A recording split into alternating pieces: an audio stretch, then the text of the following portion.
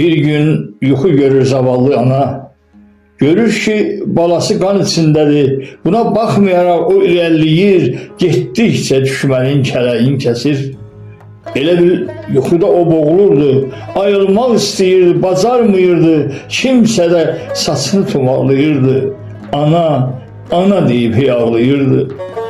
Ayıldı zavallı qəfil yuxudan, Bismillah dedi ana ucadan, Ya Rəbb, Ya Rəbb, özün qoru bircə balamı, sağlıq sorağını mənə verginən, qoyma məni Allahım, qoyma ağlayım. Ana gözləyirdi, balası gəlsin, doyunca onunla o söhbət etsin, ürək sözlərini ona söyləsin. Balası gəlmişdi, ana bilmirdi. Anasının darvazada o gözləyirdi, içəriyə girmək istəmirdi.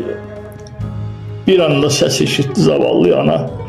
Durmadan otaqdan çıxıb eyvana nəzər yetirdi ana. Qapıya tərəf birdən gözü sataşdı onun tabuta. Oğlum, Vahabım, niyə gəlmirsən? Görürəm ki, ananı sən gözləyirsən.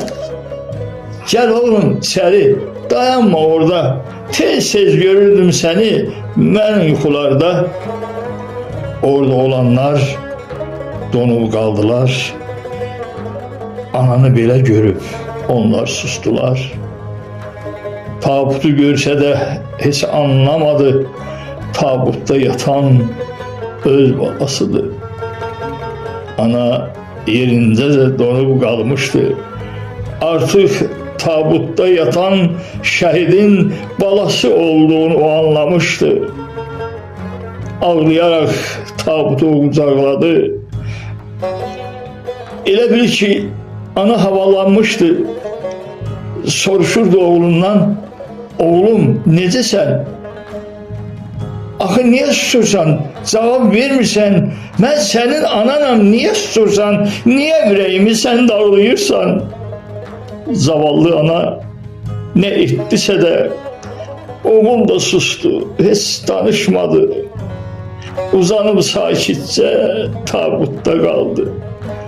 Əziz balasının ana ətrini oğlunun yatdığı tabutdan aldı.